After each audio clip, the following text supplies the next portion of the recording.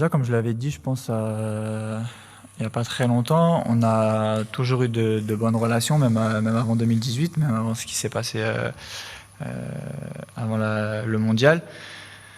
Euh, Après ça, il s'est passé voilà, 2 ans où on n'a pas eu de contact du tout, avant que je revienne en 2020. Et quand je suis revenu, on a tout de suite discuté.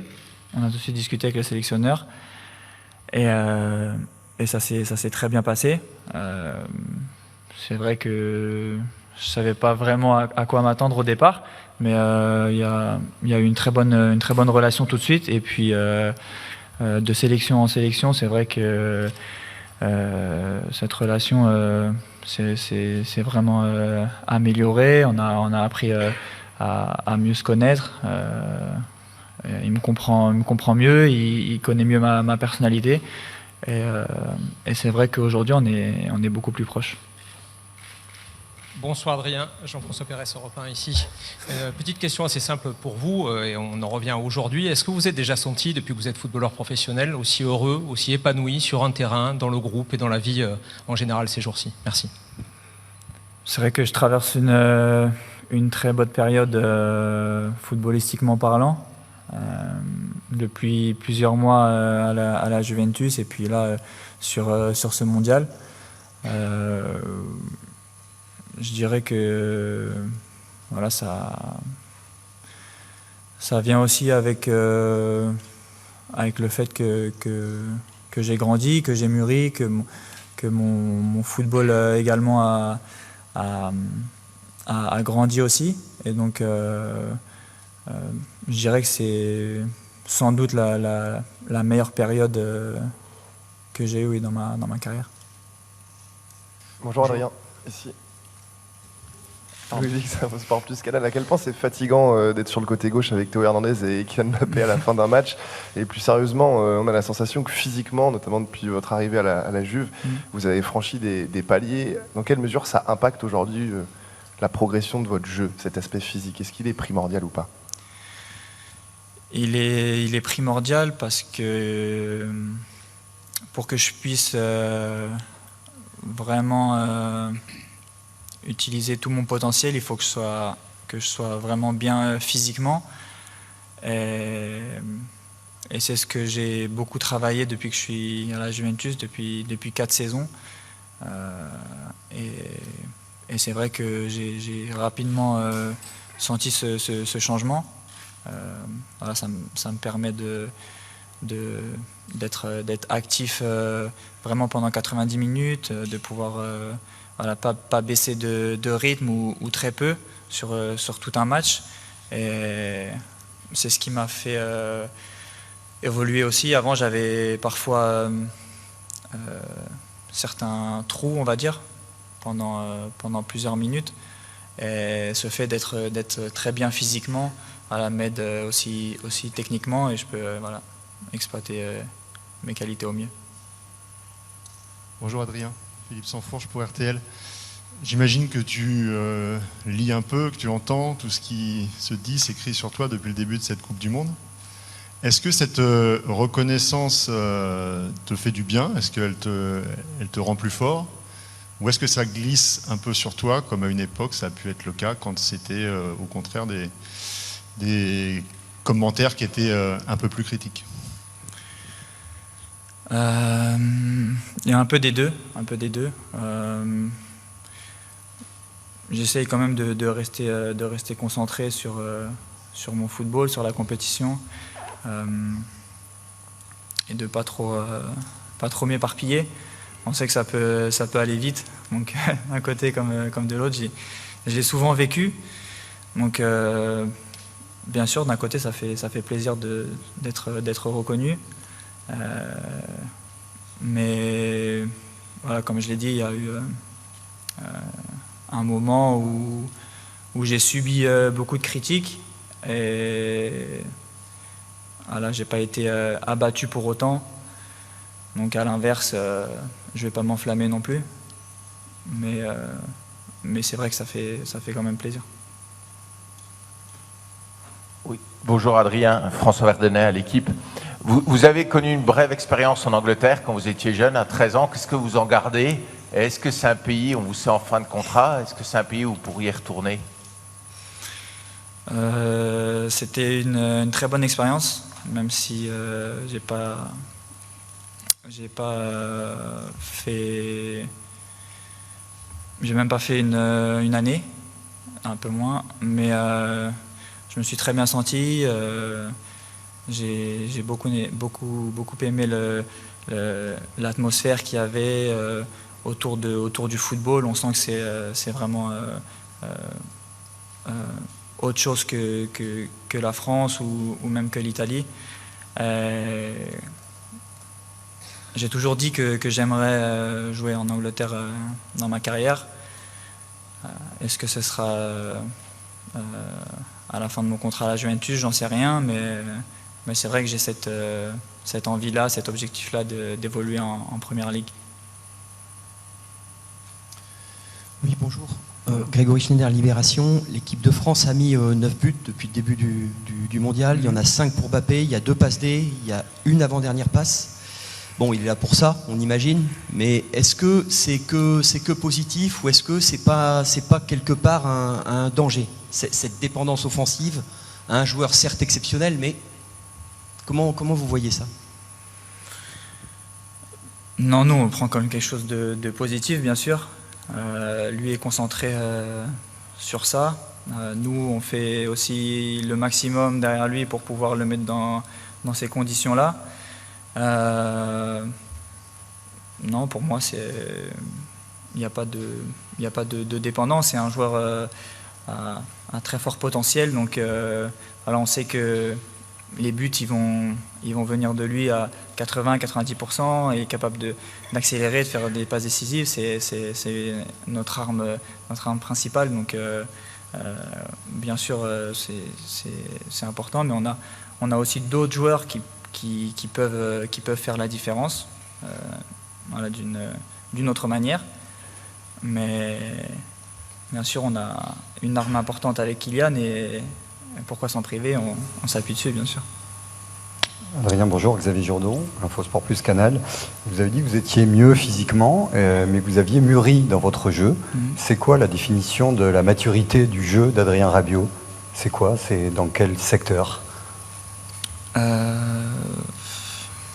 dirais dans quasiment tous les secteurs, mais même si de base je suis un joueur plutôt à l'aise techniquement, mais voilà, c'est surtout, comme je le disais, sur être concentré, pas avoir ou moins de temps faible sur la durée d'un match. Aussi pouvoir apporter offensivement, être décisif. Où cette année j'ai déjà fait pas mal de buts, certaines passes décisives. C'est un aspect important. J'ai les qualités pour le faire, mais voilà, le fait aussi de le travailler plus à l'entraînement, d'y croire plus, de croire en moi, et voilà, c'est des choses qu'on développe aussi avec le temps, et donc tout ça fait que je suis le joueur complet aujourd'hui, plus qu'il y a quelques années. Adrien, bonjour. Dominique Sérac, le Parisien. Vous faites donc l'unanimité. Cette reconnaissance, elle vient du sélectionneur, de vos partenaires, des supporters, des journalistes. Quelle est celle qui vous touche le plus?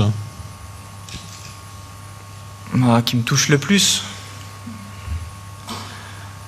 je dirais, pas qui me touche, mais je dirais des journalistes, parce que vous êtes assez difficile à convaincre. Et j'ai très souvent, comme je disais tout à l'heure, j'ai très souvent été critiqué, et parfois à tort selon moi. Donc c'est de ce côté-là, c'est une belle reconnaissance. Qu'est-ce qui était faux? Non, mais parfois j'ai pas toujours été d'accord avec ce que j'ai entendu sur sur la qualité de mon jeu ou lors de mes prestations qui étaient jugées peut-être pas bonnes ou moins bonnes. Après, on a tous bien sûr des avis différents, mais même si je suis assez objectif avec moi-même, mais j'ai trouvé que parfois c'était assez sévère. Mais voilà, c'est quelque chose aussi qui me pousse à donner plus et à essayer de mettre tout le monde d'accord à ce sujet-là. Bonjour Adrien, Antoine Maignan pour l'AFP. Est-ce que vous pouvez nous parler du rôle d'Aurélien Tchouaméni à vos côtés, qu'on sent plus défensif, plus récupérateur? En quoi ce rôle-là et la manière dont il l'exprime vous permet à vous de vous exprimer pleinement? Aurélien, il a un rôle important dans le sens où on joue avec pas mal de joueurs offensifs. On a une équipe quand même assez offensive. Avec Grisou qui joue au milieu de terrain, qui est quand même un joueur offensif, un attaquant. Devant Kylian, Ousmane et Olivier qui sont des attaquants. Théo à gauche qui est très offensif aussi.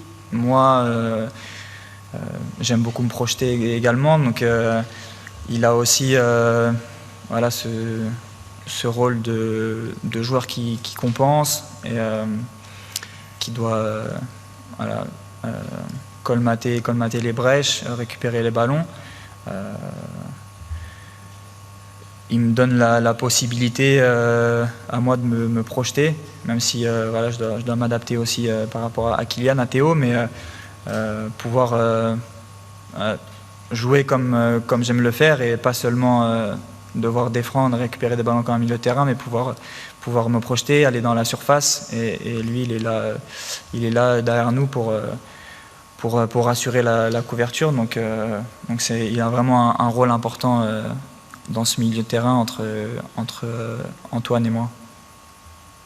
Ciao Adrien, GB Olivero, Gazzetta dello Sport. How much important was Massimiliano Allegri in your improvements? He had also very confident to you. And do you think it's still possible to win Italian League playing with Paul Pogba and Federico Chiesa after World Cup? Je réponds en français ou en italien? Mais pourquoi c'est en italien et pas en anglais? Non.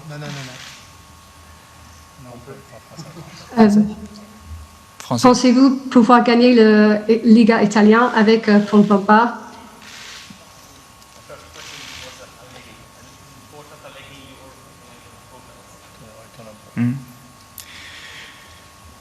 Non, c'est vrai que sur les 2 saisons avec Allegri, il a été très important pour moi.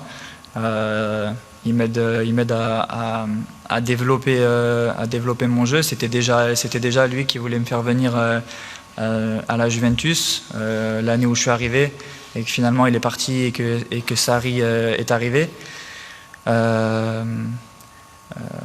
Voilà, il m'aide aussi et c'est lui qui me pousse à attaquer. Il le répète souvent que je suis un joueur qui peut marquer pas mal de buts et être décisif. Donc à ce niveau-là, c'est vrai que il y est pour beaucoup. Et c'est vrai que je travaille aussi pas mal la vidéo avec le staff d'Allegri et ça m'aide énormément aussi. Et quant au championnat, c'est vrai que c'est un peu compliqué, on a mal commencé. On a 10 points de retard actuellement sur le Napoli, mais voilà, il reste la deuxième partie de saison. On n'a même pas encore fini la première partie de saison et selon moi, on va pouvoir faire de grandes choses, également avec le retour de Fede Chiesa et de Paul Pogba, qui vont nous aider grandement. Donc voilà, c'est pas fini, je pense qu'on a notre mot à dire dans ce championnat. Bonjour Adrien. À ta droite, Loïc Tanzi, l'équipe. Le coach disait de toi en conférence de presse qu'il te sentait libéré, notamment par ton positionnement sur le terrain. Est-ce que c'est vrai? Et est-ce que ça veut dire qu'à un moment de ta carrière, le positionnement, c'est quelque chose qui t'a pris la tête? Moi, je pense qu'on en parlait, j'en parlais un peu, les médias en parlaient aussi. C'était un peu compliqué et dès l'instant que j'ai arrêté de me poser un peu ces questions-là, je me suis finalement beaucoup mieux senti sur le terrain. Et je vois que même actuellement, la façon dont on joue, je ne suis pas vraiment cantonné à un rôle de milieu où voilà, je dois rester dans une position. Et on voit que je peux évoluer, que je suis assez libre, que je me déporte aussi pas mal sur le côté gauche parce que défensivement, il faut compenser derrière Kylian, que je peux me projeter. Que je suis capable de faire ces courses offensives et défensives. Et finalement, le coach a confiance en moi et voit que je suis capable de faire ça sur 90 minutes. Et forcément, il a confiance. J'ai confiance aussi. Et je pense que le fait d'être plus libre sur le terrain et dans ma tête permet de m'exprimer au mieux et d'apporter le maximum à l'équipe. Bonsoir Adrien, Charlotte Harper from The Athletic. Bonsoir. 2 questions. Première, vous avez mentionné que vous avez envie peut-être de jouer dans la Premier League dans le futur. Où vous voyez votre avenir après la Juve peut-être? Et deuxièmement, vous pouvez parler un peu de l'ambiance du camp, comment vous avez empêché l'ennui?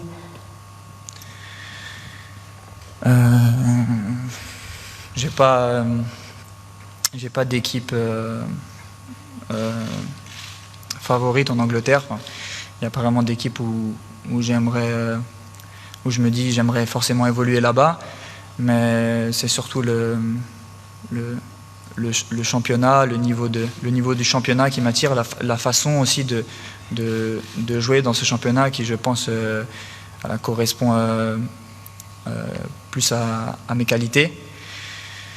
Et ensuite, concernant le camp de base, ça se passe très bien, c'est très confort.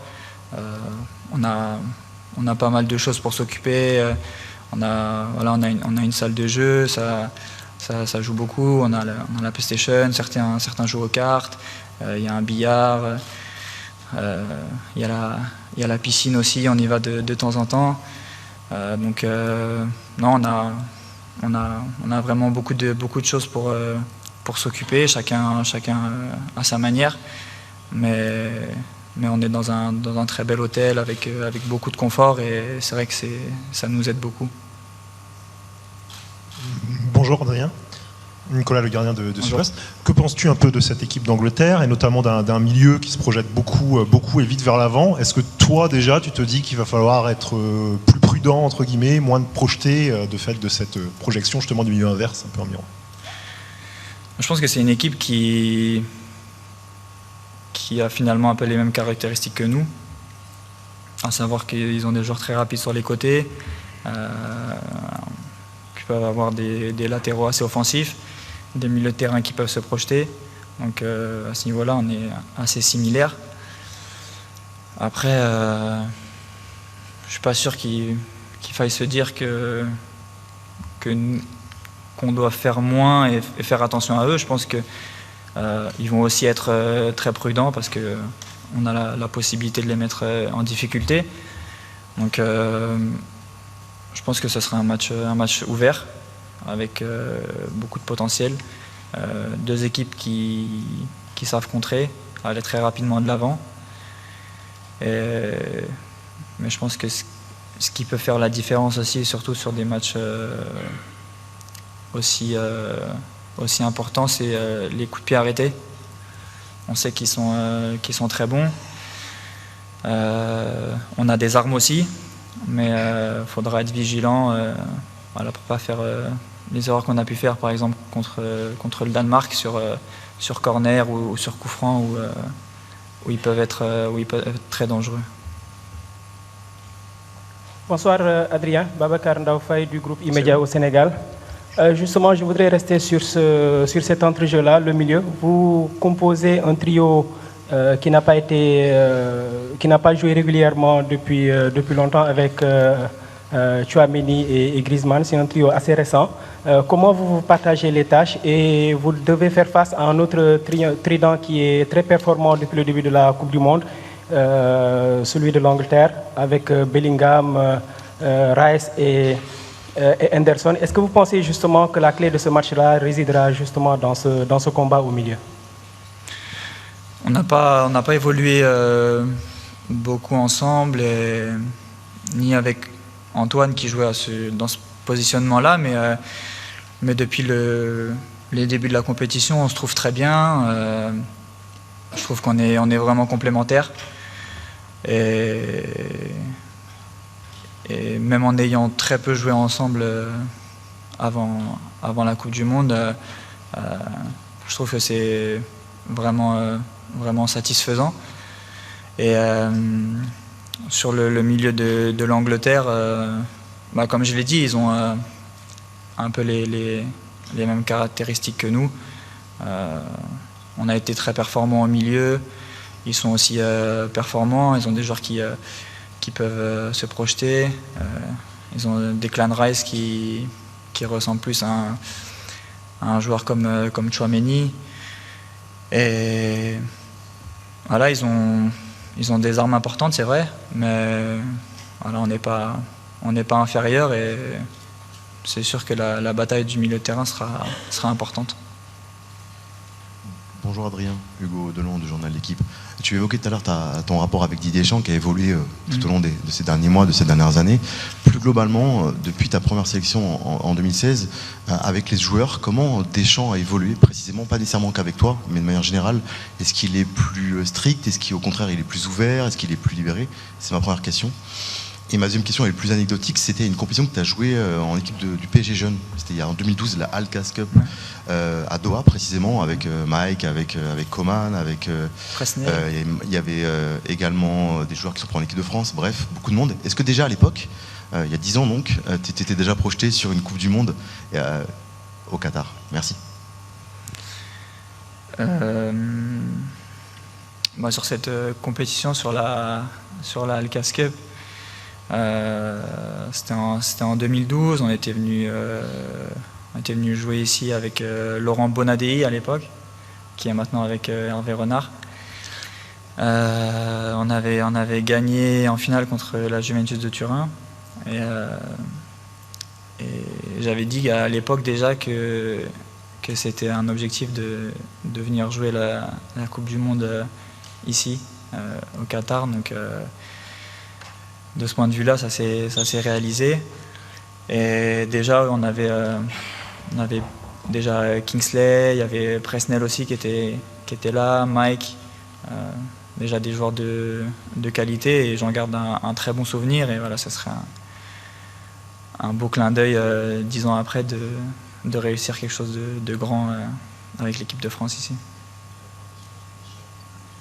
Et sur le coach, moi je pense que il a évolué aussi, parce qu'avec la fonction, c'est clair que avec le temps, je pense que il a ses petites habitudes aussi, il est certainement plus serein, il aborde certains sujets plus facilement avec la génération actuelle aussi, où je pense que c'est peut-être aussi plus facile d'échanger avec nous. Mais le coach, je le trouve vraiment très ouvert, vraiment très, très détendu, même pendant une compétition comme ça. Et après, quand je suis venu en 2016, c'est vrai que j'avais un autre œil aussi, je regardais pas forcément certains détails, j'étais plus jeune. Et maintenant, je vois vraiment que le coach, il est très ouvert, il a vraiment cette facilité dans la relation humaine. Et je pense que c'est un point très important, et c'est ce qui fait que tout le monde s'entend bien et qu'il y a cette osmose vraiment dans le groupe. Bonjour, Jacques Vendroux, Europe 1. Vous avez tout à l'heure parlé des grands absents, notamment Pogba, notamment Kanté et Benzema. Est-ce que vous avez des nouvelles? Par exemple. Alors, personnellement, j'ai pas de nouvelles. Pour les autres joueurs du groupe, je ne sais pas. Le seul qu'on a vu ici, c'est Presnel, qui est venu nous voir à 2 reprises déjà, pour passer des petits moments avec nous. Mais pour les autres joueurs, non, pas de nouvelles. Et on va terminer cette conférence de presse avec une question de Stéphane Mallorquí du Parisien. Bonsoir Adrien. C'est où? Ici. Juste une petite question. Vous disiez en début de rassemblement que si vous aviez le choix, vous préféreriez rester anonyme en dehors du terrain. Ça fait plusieurs fois que vous passez en conférence de presse. Vous arrêtez de plus en plus en zone mixte. Est-ce que ça veut dire que vous commencez à prendre goût à l'exercice? C'est pas moi qui choisis. Je vous arrête tout de suite. Mais non, après je sais que on doit, quoi qu'il arrive, tous passer par là. Presque. Et non, je le fais. Quand je le fais avec plaisir. C'est aussi bien de pouvoir échanger, d'être entendu. Mais voilà, je l'ai toujours dit et je le redis, c'est pas mon exercice favori. Mais voilà, je sais que quand les choses vont bien, voilà, on veut entendre aussi les joueurs, pour qui ça se passe bien en ce moment, et je le comprends. Mais voilà, encore une fois, c'est pas mon exercice préféré, mais je trouve qu'il y a une amélioration dans la relation entre vous et moi. Déjà, bonsoir à tous. Et par rapport à mon collègue Dayo Upamecano, non, pas sentir un déclic, non, pas forcément, car j'ai connaissance de ses capacités en ayant joué avec lui pendant plusieurs années et en regardant également ses matchs au Bayern Munich. Je pense que tout le monde a conscience du talent et du niveau qu'il a. C'est vrai que ce qu'il nous montre durant cette compétition est exceptionnel, mais c'est tout à l'image de son niveau, donc il n'y a rien de surprenant et il faut qu'il continue comme ça. Oui, bonjour Ibrahima. Louis Vix, Sport Plus Canal. Adrien Rabiot va vous succéder juste après en conférence de presse. Est-ce que vous pouvez nous parler du joueur qu'il est, de l'homme qu'il est dans le vestiaire, l'image que vous aviez de lui avant peut-être de le retrouver là en équipe de France pour cette Coupe du Monde? Et est-ce que vous êtes surpris par la dimension qu'il prend sur le terrain pendant ce mondial? En toute honnêteté, moi je connaissais pas Adrien Rabiot personnellement et j'avais jamais vécu dans un groupe avec lui. Mais c'est vrai de l'avoir avec nous au quotidien, c'est très bien car c'est un bon vivant, il discute avec tout le monde, il rigole avec tout le monde, on peut parler de toutes choses avec lui. Et sur le terrain, c'est vrai que c'est un joueur phare aujourd'hui dans cette compétition pour nous. Il apporte beaucoup, que ce soit défensivement et offensivement. Et c'est sûr que c'est un joueur dont on aura besoin pour les prochains matchs. Ibrahima, bonjour. Dominique Sévérac, Le Parisien, sur votre droite. Vous connaissez bien Harry Kane. Comment on défend sur lui? C'est un joueur qui reste pas forcément planté dans la surface, il dézone un peu. Comment on défend sur Kane? Non, c'est clair que Harry Kane, tout le monde le sait, c'est un très grand joueur anglais. J'ai eu l'occasion de jouer contre lui à plusieurs reprises. Maintenant, comment on défend sur lui, je pense que c'est pas le joueur dangereux dans cette équipe. Il faut regarder l'équipe et pas un joueur en particulier. Et si on joue ensemble et soudés, il y a moyen de, j'espère, faire une bonne performance contre cette équipe d'Angleterre, mais il ne faut pas cibler un joueur en particulier.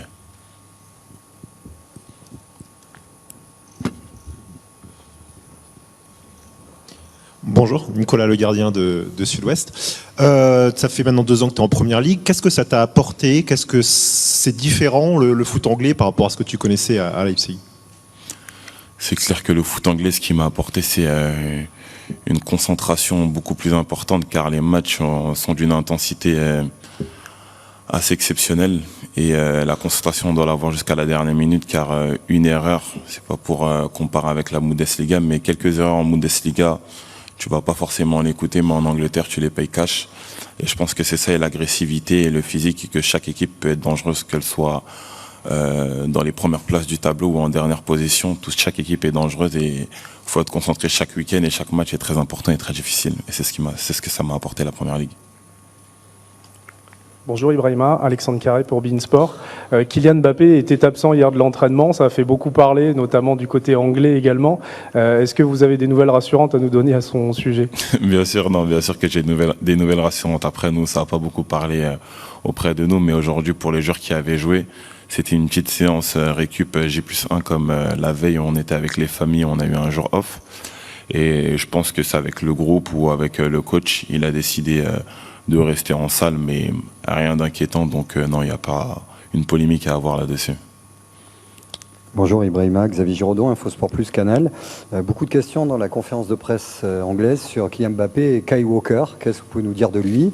Et je reviens sur les attaquants anglais, vous les affrontez. C'est qui vous embête le plus, que vous n'aimez pas rencontrer ou sur lequel vous n'aimez pas défendre? Non, je pense que je me pose pas cette question sur qui j'aimerais pas défendre. Si je joue au foot, c'est pour affronter les plus grands et aujourd'hui, on a l'occasion d'affronter une très grande équipe. Donc, on est heureux, il faut vivre ces moments-là avec plaisir. Maintenant, pour la question de Kyle Walker et Kylian Mbappé, c'est vrai que ce sont deux très grands joueurs. Kyle Walker, pour l'avoir affronté et pour avoir vu aussi ses performances, je pense qu'il fait partie des meilleurs latérales droits du monde actuellement. Et c'est vrai que ça va être une très belle bataille avec Kylian et j'ai hâte de voir cette bataille-là. Bonjour Ibrahima, Hugo Delon du journal L'Équipe. Il y a une rivalité historique entre la France et l'Angleterre qui s'est transposée ensuite par le sport. Est-ce que vous, dans votre génération, cette rivalité franco-anglaise, elle existe? Et comment elle se traduit au quotidien? Et deuxième question, est-ce que, avec tes partenaires de club, tu sens cette rivalité? Est-ce qu'ils te chantent plus? Est-ce qu'il y a un rapport différent parce que tu es français? Merci. Non, c'est vrai que cette rivalité, elle existe depuis bien longtemps. J'ai quelques souvenirs quand j'étais en équipe de France U16. J'ai déjà affronté l'Angleterre et c'est vrai que l'atmosphère était différente quand on affrontait cette équipe, par l'histoire, par aussi la proximité de nos deux pays. Et je pense que cette rivalité, elle existera jusqu'à la fin des temps. Maintenant, non, si on se chambre entre chaque équipe, non, pas forcément, mais c'est vrai que quand on a su le verdict comme quoi on allait tomber contre l'Angleterre, j'ai Trent Alexander-Arnold qui m'a envoyé un message. Mais pas de mots, il m'a juste envoyé des émoticônes et il m'a dit à samedi mon frère, parce que c'est une personne de qui je suis très proche dans le groupe. Et non, je suis content de les affronter, mais il n'y en aura qu'un qui va devoir passer, donc il y a quelqu'un qui sera triste au final. Bonjour Ibrahima, Antoine Maignan pour l'AFP. Beaucoup de joueurs décrivent Didier Deschamps comme un coach qui parle énormément aux joueurs, notamment de manière individuelle, qui a beaucoup ce discours, cette communication auprès des joueurs, notamment ceux qui jouent un peu moins. Comment ça se passe avec vous? Comment vous décririez son management à lui par rapport à ce que vous avez l'habitude d'avoir eu? Moi, c'est vrai que c'est quelqu'un qui parle souvent avec les joueurs en individuel et toutes ces choses-là, mais j'ai pas le ressenti qui m'a beaucoup plus parlé par rapport au fait que je ne joue pas ou quoi que ce soit. Mais après, ça reste un coach qui a sa personnalité. Chaque coach a sa personnalité par rapport à ça. Et si je peux faire une comparaison, par exemple, avec Jürgen Klopp, ça va pas être le coach qui va venir me parler si je joue pas ou quoi que ce soit. Donc, moi qui me parle ou qui me parle pas par rapport à ça, c'est pas dérangeant du tout. Bonjour Ibrahima, Stéphane Bianchi du Parisien. On parle beaucoup de cette attaque de l'équipe d'Angleterre. Il y a aussi une défense qui tient plutôt la route. Ils n'ont pris que 2 buts le premier match contre l'Iran. Vous, en tant que défenseur, comment vous voyez cette défense et quelle serait la façon de la faire plier? La façon de la faire plier, je pense que ça c'est une question aussi qu'on peut poser à nos attaquants, pas qu'à moi.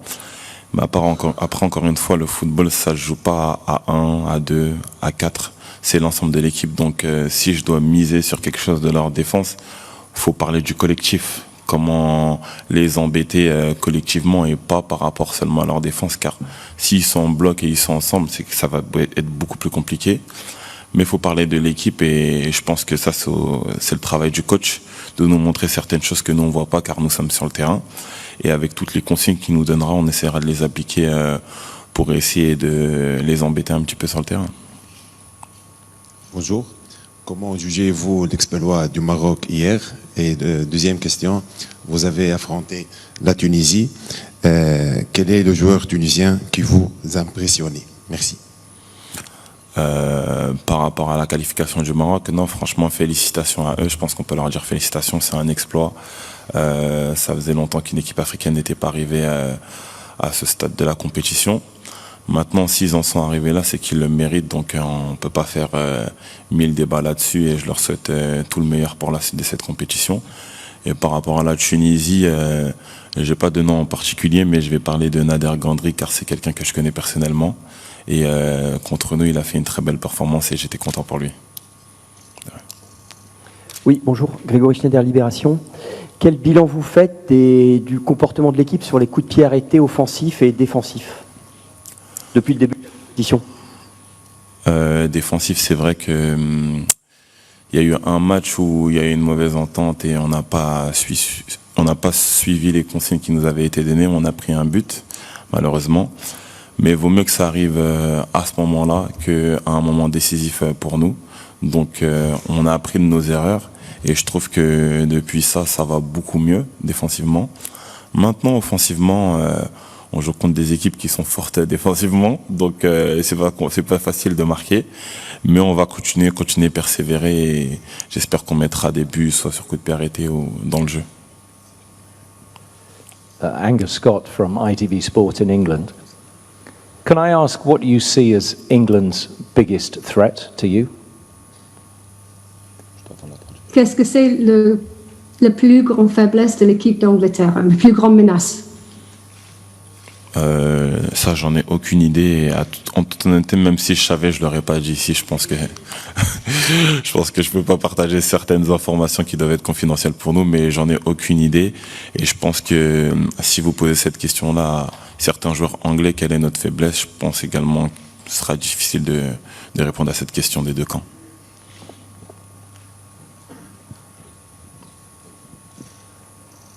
Hi, Ibrahima. How are you? Miguel Hernández from DirecTV Sport from Latin America. Which countries or teams do you think that can be win this World Cup? What country? Quel pays pensez-vous pouvez gagner le Coupe du Monde? J'ai envie de dire la France, mais bon, après, vous allez utiliser ça contre nous, donc je vais pas dire la France. Mais dans cette compétition, franchement, c'est très difficile de dire ça, car il y a tellement de grosses équipes et on peut tellement avoir de surprises, car un match, c'est 90 minutes avec des extraits, et maintenant, comme c'est des éliminations directes avec le temps des prolongations, donc en toute honnêteté, je pourrais pas dire une nom d'une équipe, mais si je dois en choisir une, c'est la France. Et ou sinon une équipe avec lesquelles il y a quelques joueurs de Liverpool avec qui je joue, comme ça je serais super heureux pour eux. Bonjour Ibrahima, Benjamin Quarez pour Le Parisien. Une petite question un peu d'ordre privé du vestiaire. Est-ce que tu peux nous raconter si tu as une superstition avant les matchs, un geste que tu répètes ou un vêtement que tu portes, et sans révéler trop de secrets du vestiaire, est-ce que d'autres partenaires ont des superstitions avant les matchs, et est-ce que tu peux nous en révéler quelques-unes? Merci. Moi, alors ça, non, pas du tout. Je suis pas quelqu'un de superstitieux. C'est pas quelque chose qui existe ça chez moi, pas du tout. Après, les autres, j'en ai aucune idée. Sûrement, je sais que j'ai déjà joué avec des joueurs qui doivent avoir un rituel avant chaque match, mais moi, à titre personnel, j'en ai pas. Et je fais pas forcément attention à si quelqu'un en a un ou pas. Donc voilà. Allô, Brahima, c'est Lassana Camara de Pan-African Football. Brahima, vous avez des origines maliennes. Vous intégrez cette équipe-là, même origine que N'Golo Kanté, même langue, soninké. À quoi pensez-vous à l'absence de N'Golo Kanté dans cette équipe-là? Est-ce que vous le remarquez sur le terrain? Non, c'est vrai que N'Golo Kanté pour la France, c'est un très grand joueur et c'est une grande perte, mais comme on l'a dit depuis le début de la compétition, il y a beaucoup de joueurs qui sont blessés. Maintenant, la France, on a la chance d'avoir des joueurs un peu partout à chaque poste de très très très bonne qualité et qui aujourd'hui sont là pour les remplacer entre guillemets. Et je pense que depuis le début de la compétition, on parle pas forcément de ces joueurs qui sont absents aujourd'hui. Et la raison pour laquelle on ne parle pas d'eux, c'est que les joueurs qui sont à leur place font très bien ce travail-là. Maintenant, il faut continuer ainsi et continuer à faire des bonnes performances, continuer à être ensemble. Mais tout ce que je lui souhaite à N'Golo Kanté, c'est de revenir le plus rapidement possible et de récupérer de sa blessure. Et on lui souhaite le meilleur pour la suite. Voilà. Bonsoir, je suis Nana Paul Sabin. Je suis là pour Equinox Télévision. Restant avec la couleur africaine. J'aimerais savoir comment vous appréciez la participation des pays africains à cette compétition. C'est vrai que sur 5 représentants, 3 ont été rapidement balayés à l'issue du premier tour. Mais il y a cette prestation du Cameroun que vous avez certainement vécue. Comment vous appréciez donc la participation du Cameroun et même de l'ensemble des pays africains? Deuxième question, si vous permettez, comment appréciez-vous également l'organisation de cette Coupe du Monde par le Qatar? Avant le coup d'envoi, il y a eu tout ce qu'il y a comme préjugés, comme critique, et nous tirons vers la fin. Alors, comment trouvez-vous l'organisation de cette Coupe du Monde? Pour répondre à votre première question par rapport aux équipes africaines, c'est vrai que j'ai des origines maliennes de mes deux parents et je suis très fier de ces équipes où ils sont arrivés dans cette compétition, qui ont surpris le monde à travers le football qu'ils ont pu proposer dans cette compétition. Et ça relève le niveau de l'Afrique et ils prennent beaucoup de considération aux yeux du monde au niveau du football. Donc par rapport à ça, je suis très heureux. Et je suis content d'où ils sont arrivés, je suis content pour le Maroc et toutes les autres équipes africaines. Maintenant, c'est vrai que moi, je me concentre sur la France car c'est l'équipe pour laquelle je joue. Et je nous souhaite avant toute chose à nous le meilleur, mais je souhaite le meilleur aussi à toutes les équipes africaines, c'est clair. Et par rapport à votre deuxième question, c'était quoi votre deuxième? Ah oui, et par rapport à votre deuxième question, l'organisation, après, en toute honnêteté, moi, je suis dans le camp de base, je vais m'entraîner, je vais au match. Ça veut dire, j'ai juste quelques échos sur les réseaux sociaux de ce qui se passe aux alentours. Mais de ce que dit ma famille, de ce que me disent mes amis, l'organisation est exceptionnelle. Il y a beaucoup de critiques maintenant. Toutes choses dans la vie sont critiquées, on ne peut pas faire l'unanimité. Maintenant, ceux qui sont contents d'être là, tant mieux. Ceux qui ne sont pas contents, on ne les a pas obligés à venir. Donc s'ils veulent rentrer, qu'ils rentrent chez eux. Nous, on aime la Coupe du Monde, on participe et c'est très bien pour nous.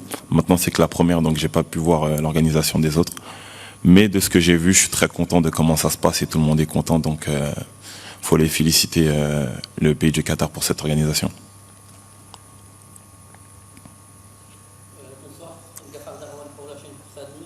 Vous êtes un nouveau joueur de l'équipe. Vous êtes bien interagi? Merci. Ah, ok. Bonsoir. Oui, je pense que je suis bien intégré. Après, c'est par rapport à ma personnalité aussi et par rapport au groupe qui accueille les joueurs d'une très bonne façon. Maintenant, je suis content d'être ici, je suis content d'être avec l'équipe de France, de représenter mon pays. Et tant que ça se passe bien sur le terrain et en dehors, on peut que apprécier. Maintenant, faut continuer comme ça. Jonathan Swain from Good Morning Britain. Does it make you laugh when you read the English press talking constantly about Kylian Mbappé and whether he'll play or not, just because he had a day in the gym and not on the pitch? Est-ce que ça vous fait rigoler de lire dans la presse anglaise que Kylian Mbappé va peut-être jouer ou pas, puisqu'il y a eu un day off hier? Est-ce que ça me te fait rire d'entendre que Kylian il va jouer ou pas parce qu'il a eu un jour en salle?